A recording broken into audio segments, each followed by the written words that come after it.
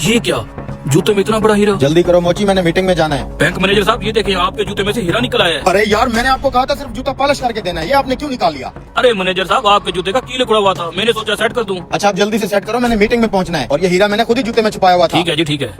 वैसे यार मोची, मैं आपकी ईमानदारी से बड़ा इंप्रेस हुआ हूँ। लाखों का हीरा तुमने छुपाने के बजाय मुझे वापस कैसे कर दिया? अरे साहब जी, आपके लाखों का हीरे का मैं क्या करता, मेरे खुद के अकाउंट में 20 करोड़ रुपया पड़ा है। 20 करोड़? मुझे लग रहा है कोई नशा किया हुआ है तुमने। 20 करोड़, वो भी एक मोची के अकाउंट में? मैनेजर साहब, नहीं यकीन आ रहा तो अपने बैंक में फोन करके पूछ लो, वो आपको बताएंगे शकूर मोची के अकाउंट में कितने पैसे पड़े हैं। अब जरा चेक करो, हमारे बैंक के अंदर किसी शकूर मोची के नाम का अकाउंट है? जी सर, शकूर के नाम से अकाउंट है। चेक करो इस अकाउंट में कितना बैलेंस पड़ा है। सर ये तो हमारा प्रीमियम कस्टमर है, 20 करोड़ रुपए पड़े हैं इसके अकाउंट में। वाकई इनके अकाउंट में 20 करोड़ रुपया पड़ा हुआ है?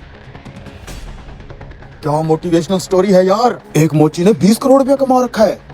कल मेरी बात सुने, आपके 2 मिनट लगेंगे। अगर आप आज हमारे बैंक में आकर थोड़ी स्पीच दे दें तो हमें बहुत मोटिवेशन मिलेगी। अंकल जी, ये स्पीच क्या होती है? आपने अपनी कामयाबी और अपनी मेहनत के बारे में 2 लाइंस बोलनी है। आ जाए आज वाली मीटिंग में। ठीक है पुत्र, 2 घंटे बाद मैं आ जाऊंगा। ये ले अपना थैंक यू जूता। Uncle ji, thank you. ये ले पैसे। तो आज वाली मीटिंग में बहुत बड़ा मोटिवेशनल बंदा आने वाला है। एक मोची ने मोची की दुकान से 20 करोड़ रुपया कमाया है। क्या बात कर रहे हैं उसकी सर? स्टोरी लाजमी सुनेंगे हम सब। हमारे लिए बैंक में आपका आना बहुत ही ऑनर की बात है। ये है जी शकूर साहब, जिन्होंने मोचियों के काम से 20 करोड़ रुपया कमाया हुआ है। बताएं कितनी बड़ी मोटिवेशन की बात है ना। वाह वाह।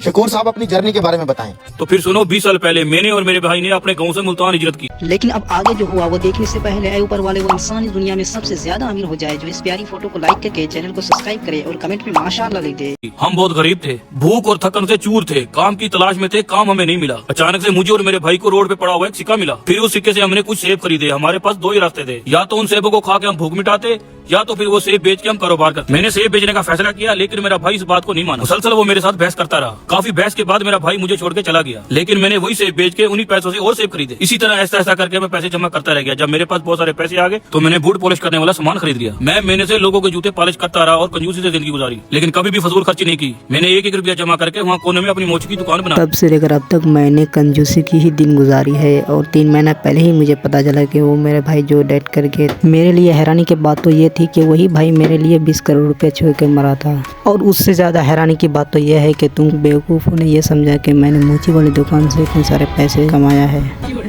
मतलब ये मोची वाली बकवास ऐसे ही, ये पैसा तुम्हारे भाई का है।